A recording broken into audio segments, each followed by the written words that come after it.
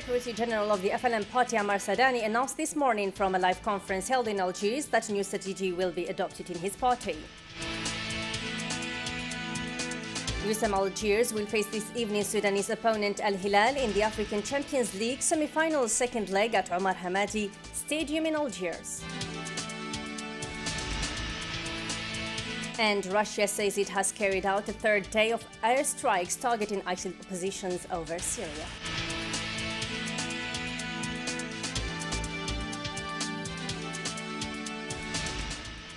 Hello ladies and gentlemen, you're watching Dzair News Live and welcome to this English News edition. As mentioned in the headlines, Secretary General of the FLN party, Ammar Sadani, announced this morning from a live conference held in Algiers that a new strategy will be adopted in his party. The latter stressed the importance to compose a coalition movement supporting the President Abdelaziz Bouteflika's ideology, calling on all political pro- and opposition parties to take part in tomorrow's crucial meeting in order to unify all efforts to protect our nation. Siam Sadu. Secretary General of the National Liberation Front Party, Ammar Sadani, announced this morning from a live conference held in Algiers that a new strategy will be adopted in his party. The letter stated that the tomorrow meeting will disclose the constitution of a new Central Committee members that form a political FLN bureau, stressing to compose a coalition movement supporting the President Abdelaziz Bouteflika's ideology. To this effect, the Central Committee members will sturdily discuss the new President's resolutions for the year 2016. If we aim to succeed in our party reaching the lead policy, we need to adopt a strategic process. In fact, leading requires constant support and huge sacrifices from scrupulous work to acquire the best success. Our 10th Congress revealed us that many of our political activists work hard to bring new ideas in our leading party. No one has the right to oppose them. Ammar Sadani said that his party will focus this time on the youngsters, notably university students, aiming to provide them with several opportunities to contribute in the political scene. This opportunity is also offered to cadres, educated and skilled youth and knowledge seekers, as well as media personnel, and opening on the civil society with all its components.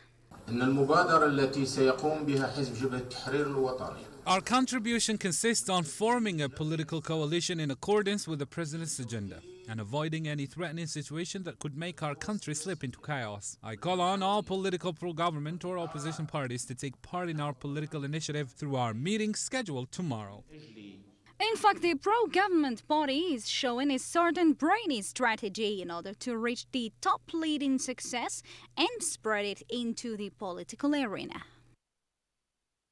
In a meeting to mark the 10th anniversary of the adoption of the Charter for Peace and National Reconciliation, the chairman of the Tajammu' Amal al-Dzair party, or TAJ, Mr. Amar Ghoul, highlighted the importance of devoting a paragraph to national reconciliation, either in the preamble fundamental text or as to enshrine the principle. He also dismissed all the rumors recirculating around about the date of the revision of the Constitution. Karim Fazakri.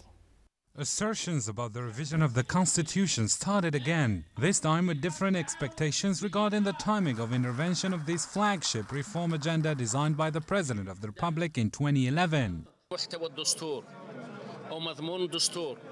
The content of the Constitution, when and how the Constitution is going to be revised and presented are all the exclusive prerogatives of the President of the Republic. The date hasn't been set yet. So, shaking the stability of Algeria, according to Ghoul, isn't going to come either from the inside or the outside of the country. As to the latest statement of Sarkozy against Algeria, he called on the political party to be careful not to go with such events. To use Algeria as a right again to leave a room for France to rule one more time, and we say to Sarkozy once more, Algeria is sovereign, Algeria is independent, there is no way for Algeria to put its hand on such a man's. Regarding the political situation in the country, the president of TAJ party expressed his surprise for the call of certain political party to the Algerian people to take to the street, warning against the danger to the security and the stability of the country. Some politicians today are calling on the people to take to the street. This is crazy. The security and stability of the country is a red line. If these last two are gone, destruction will befall on everyone. He urged the politicians to submit alternatives to contribute to national development at all levels and promote its leadership in the Maghreb and African region. Ghul has also stressed the need for a consensual and prospective constitution that strengthens the immunity of the nation and ensures socio-economic development for the benefit of all. Algeria and Denmark scheduled to sign a partnership convention with local company Seidel to achieve several Danish investment projects. Minister of Health, Population and Hospital Reform, Abdelmalek Boutief, announced that Algeria will export insulin starting from next year. Several other projects will be undertaken mainly to avoid the complications of diabetes influx spread in Algeria. Siam Sato. The partnership between Algeria and Novo Nordisk World Danish Group is widely expanding in the field of pharmaceutical industry. In fact, Algeria and Denmark scheduled to sign a partnership convention with local company Seidel to endeavor the private sector and achieve several Danish investment projects in collaboration with our country. After negotiating with the Algerian Health Ministry, Minister of Health, Population and Hospital Reform, Abdelmalek Boutief, announced that Algeria will step up exporting insulin of the insulin industry of Tizi Ouzouz Central Algiers planned for the next year, 2016. We are achieving what has already been signed in the first referendum. We agreed to prepare an investment referendum focusing on the export process at the beginning of the next year. We do claim that Danish collaboration will support us in our health policy, hence responding to the Algerian needs. The international laboratory investments aim at supplying national needs, notably providing diabetes medications for more than 3 million Algerians who suffer from this chronic disease. There is somewhere between 3 and 4 million people living with diabetes in Algeria. It is very important that they get access to the highest quality and the most modern medicines. This is what we aim to produce in Algiers in a partnership with local companies Seidel. We are having projects for prevention, diagnosis and improvement of treatment together with the Ministry of Health. And when our manufacturing gets to a certain size, Novo Nordisk World Company's activities will boost more than partnership relations between Algeria and Denmark, notably through expanding preventive actions supporting patients to previously diagnosed diabetes, providing the best treatment and avoid its complications, which consist of cardiovascular diseases, arteries and ophthalmologic troubles.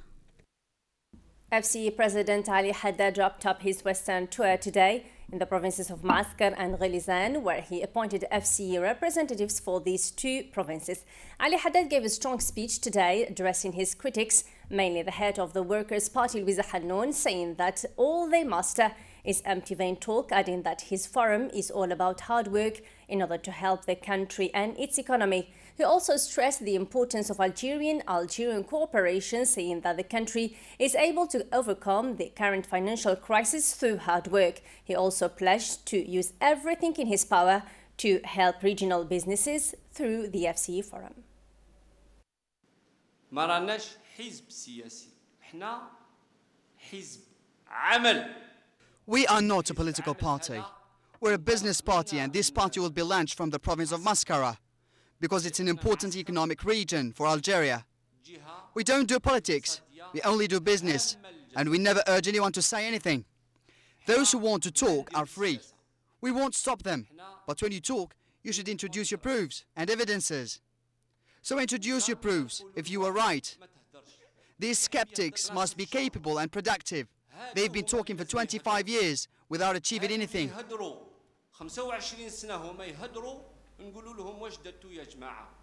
Moving on to world news, Russia says it has carried out a third day of airstrikes targeting ISIL positions over Syria. Its defense ministry released footage of what it says were raids carried out over the various 24 hours. The targets included 9 ISIL positions, including an underground explosives warehouse in Raqqa and other military storage areas near Jisr al-Shughur. Karim Fassakri. The Russian Defense Ministry on Saturday released footage of what it says were airstrikes its forces carried out for the third day over the previous 24 hours targeting ISIL positions over Syria. ISIL is one of many groups fighting against Russia's ally, Syrian President Bashar al-Assad. Targets included 9 ISIL positions, including an underground explosives warehouse in Raqqa and other military storage areas near Jisr al-Shugur. Video footage showed the aftermath of what it said to be a Russian airstrike in Dzair al-Safir on Friday, October 2nd. Igor Konashenkov, a Moscow Defense Ministry official, told Russian news agencies that Russia's Air Force carried out 14 flights in Syria on Friday and made 6 strikes against ISIL targets. He said an ISIL military operations center in Idlib had been destroyed in the raids. Footage from the Syrian city of Douma shows an airstrike purportedly carried out by Syrian government warplanes. This civil defense building was hit as people were being helped outside, including children, after an earlier airstrike. The U.S. has accused Russia of bombing in support of President Bashar al-Assad, driving moderate opposition underground and ultimately strengthening the position of ISIL, but Russia has denied the allegation. Russian Prime Minister Dmitry Medvedev said in a TV interview that they were defending themselves and the people of Russia from the threat of terrorism because it was better to do that beyond the borders of Russia than to fight them inside their country. But on Saturday, the Syrian Observatory for Human Rights claimed that over the past 4 days, at least 39 civilians, including 8 children and 8 women, have been killed in Russian airstrikes. In a joint statement, the US, UK, Turkey and other members of the coalition targeting ISIL with airstrikes called on Russia to halt their bombing, claiming it is hitting the Syrian opposition and civilians, adding that they will only fuel more extremism. Moving on to Yemen, Yemen's Prime Minister visited an area leading to Bab al-Mandab district or strait, the strategic southern entrance to the Red Sea and the gateway to the Suez Canal, after anti-Houthi forces pushed the extremists out of the immediate area. Pro-government forces launched the attack Thursday against Houthis, who gave control the area near the strait for several months. Houthis have been in control of the capital Sana'a since last September and are at war with the internationally recognized government as well as southern separatists and local militias.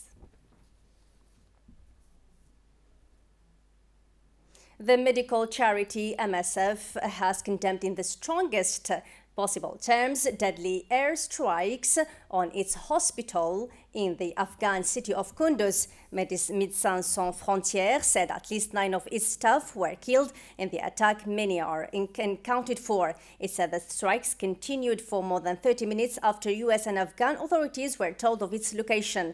U.S. forces were carrying out strikes at the time. The NATO alliance has admitted the clinic may have been hit.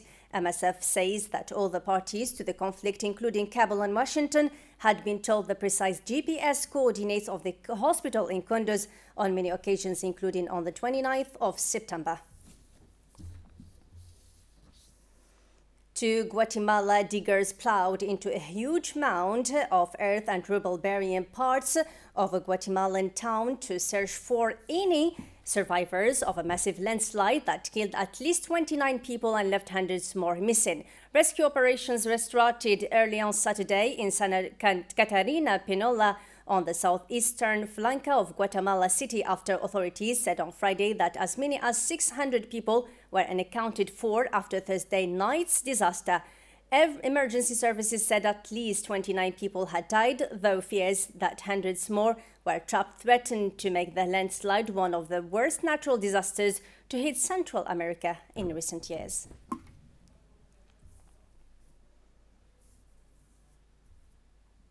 And finally, to wrap it up with sports news, USM Algiers will face this evening Sudanese opponent Al Hilal in the African Champions League semi-final second leg at Omar Hamadi Stadium in Algiers. The Red and Blacks secured the first leg encounter in Omdurman with a 2-1 win. So a draw will be enough for the Algiers club to make it through to the final. A second successive African Champions League final involving clubs from Algeria and Democratic Republic of Congo seems likely, with USM Algiers and TP Mazembe favourite to qualify this weekend. Algiers triumphed 2-1 away to Hilal of Sudan last weekend in the first leg of their semi-final, leaving the host at the Omar Hamadi Stadium in Algiers late this evening needing just a draw to progress. History suggests an overall Algerian success, as no club has reached the final of the marquee African club football competition after losing the first leg of the semi-final at home. Four-time African champion TP Mazembe are in less favourable position, having lost 2-1 away to another Sudanese side, Al Marikh. But the Congolese side scored 5 goals in their last CAF home game and need just one on Sunday to go through on the away goals rule, provided they keep a clean sheet. USM Algiers, whose leading scorer Youssef Belaili has been banned for 2 years after failing a group stage drug test, have a perfect 6 victory CAF home record this year. The 2003 semi-finalists are also a team packed with potential scorers, as 13 have contributed to 24 goals this season. All are Algerians except Carlos Andrea of Madagascar, and the team in black and red are coached by local Miloud Hamdi, who praised his team's performance in the first leg. USM Algiers players showed high confidence to trample the Sudanese side, as they have the advantage of land and supporters. All eyes are on this evening's encounter, hoping that the black and reds will make it through to the final. Best of luck to USM Algiers, and like this, our English edition has drawn to a close. Thanks so much for following us. Goodbye.